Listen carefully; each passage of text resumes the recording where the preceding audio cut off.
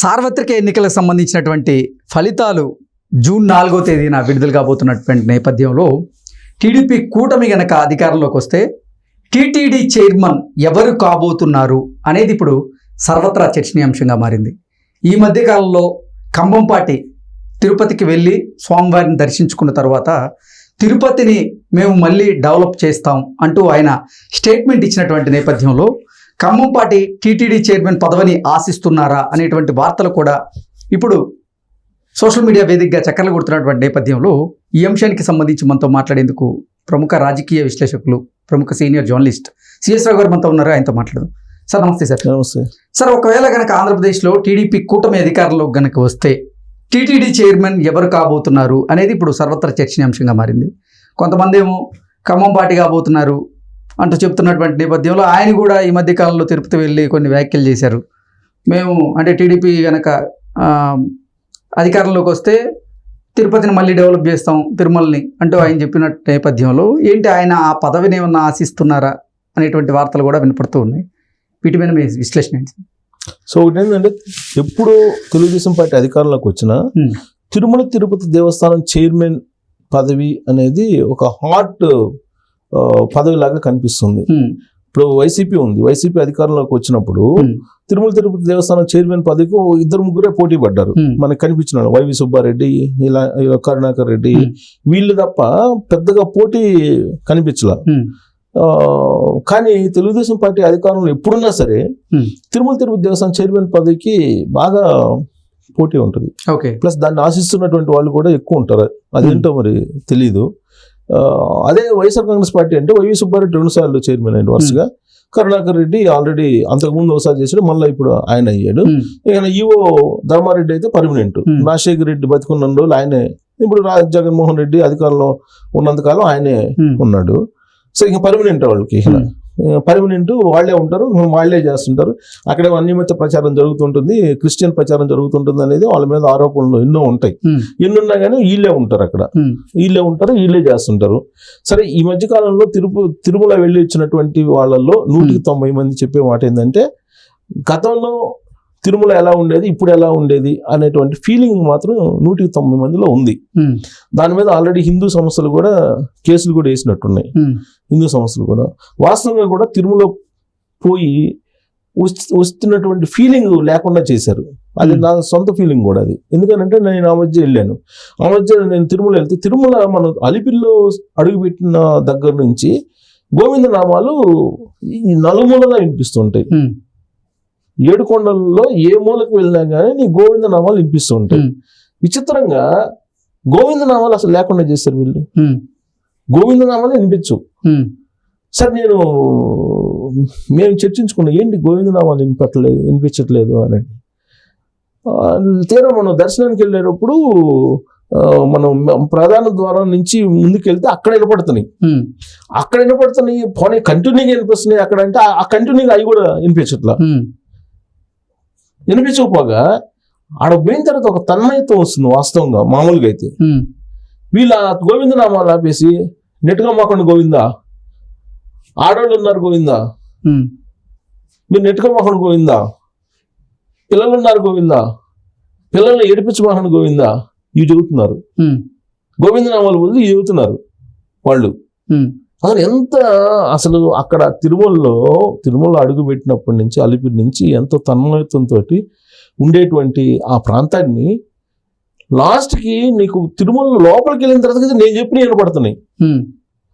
మళ్ళీ మీరు మూల విరాట్ దగ్గరికి వెళితే అప్పుడు వినపడుతున్నాయి. ఈ మధ్యలో ఎక్కడ లేవు. అంటే అది ఇంటెన్షనల్గా చేశారా లేకపోతే ఏంటనేది తెలియట్లా. ఇప్పుడు నేనే కాదు, కొన్ని వేల మంది చెప్పేటువంటి మాట ఇది గోవిందనామాల విషయంలో.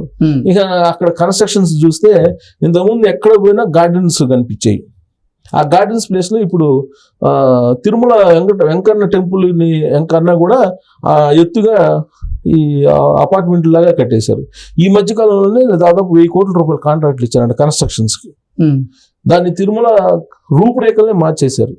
బహుశా నేను అనుకుంటూ అవన్నీ చూసిన తర్వాత ఖమ్మంపాటి రామ్మోహన్ 2 రోజుల క్రితం తిరుమల వెళ్ళి ఆయన కూడా బాధపడి చెప్పుకుంటారేమో, లేదా నిజంగానే చైర్మన్ పదవిని ఆశించి ఉండవచ్చు. ఎందుకంటే అది చూసిన తర్వాత ఇది బాగు చేయాలి, దీన్ని రీకన్స్ట్రక్షన్ చేయాలి, దీని రూపురేఖలను మార్చేశారు అని ఫీల్ అయ్యి ఆయన చెప్పుండొచ్చు. ఓకే, 3 days బ్యాక్ ఏం వెళ్ళినట్టున్నాడు ఆయన. వెళ్ళి మీడియాతో కూడా మాట్లాడాడు. మీడియాతో మాట్లాడినప్పుడు తిరుమల ఫీల్ అనేది లేకుండా చేశారు అని ఆయన బాధపడ్డారు.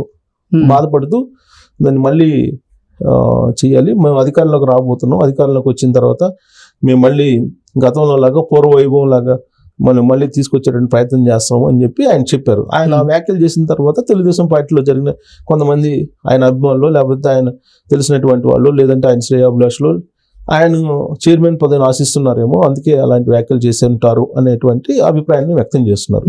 పైగా ఆయన రాజ్యసభ కి అంతకుముందు బాగా ట్రై చేశారు. ప్లస్ తెలుగుదేశం పార్టీలో జాతీయ రాజకీయాల కోఆర్డినేటర్గా పనిచేశారు ఆయన జాతీయ రాజకీయాల్లో కూడా మంచి లాబింగ్ ఉంది. తిరుమలకి వచ్చేది అంతర్జాతీయంగా వస్తుంటారు అందరూ, అంతర్జాతీయంగా అనేక మంది ప్రముఖులు వస్తూ ఉంటారు. ఈయన కూడా కొంచెం నేషనల్ లెవెల్లో కొంచెం కోఆర్డినేట్ చేసే రోల్ ఎప్పుడు పోషించేవాళ్ళు తెలుగుదేశం పార్టీలో. పరిచయాలు కూడా హై లెవెల్ కాంటాక్ట్స్ ఉన్నాయి. బహుశా ఆ కోణం నుంచి ఆలోచిస్తే బహుశా ఆయనకి ఏమన్నా ఇస్తారేమో తెలియదు. బట్ ఆ పదవిని ఆశించే వాళ్ళల్లో ఇప్పుడు రఘురామకృష్ణరాజు కూడా ఉన్నారు. రఘురామకృష్ణరాజు కూడా తిరుమల గురించి ఈ మధ్య కాలంలో ఆయన కూడా మాట్లాడారు. తిరుమలని అసలు నామరూపాలు లేకుండా చేశారు. రఘురామకృష్ణరాజు గారికి రకరకాల పదవులు వస్తాయి, ఆయన కూడా ఆశిస్తున్నారంటూ రకరకాల వార్తలు వస్తున్నాయి. అంటే ఆయన స్పీకర్ పదవిని ఆశిస్తున్నారని, ఆయన స్పీకర్ పదవి తీసుకుంటే జగన్మోహన్ రెడ్డి గనక ప్రతిపక్ష నాయకుడిగా ఉంటే అధ్యక్ష అని ఆయన గౌరవంగా పిలుస్తారనే ఉద్దేశంతోనే ఆయన స్పీకర్ పదవిని ఆశిస్తున్నారంటూ రకరకాల ఆశించట్లా.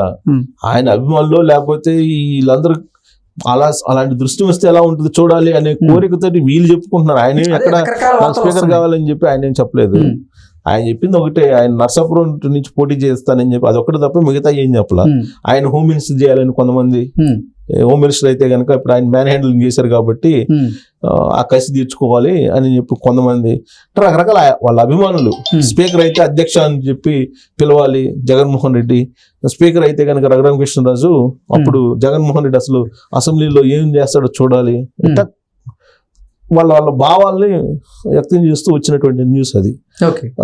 సో ఇప్పుడు ఆయన కూడా తిరుమల తిరుపతి దేవస్థానం పదవిని ఆశిస్తున్నారు. గతంలో కూడా రాజు సామాజిక వర్గానికి సంబంధించినటువంటి వాళ్ళు అక్కడ చాలా మంది బాగా చేసినటువంటి చరిత్ర కూడా ఉంది తిరుమల తిరుపతి దేవస్థానం మీద, కాంగ్రెస్ పార్టీ ఉన్నప్పుడు కూడా.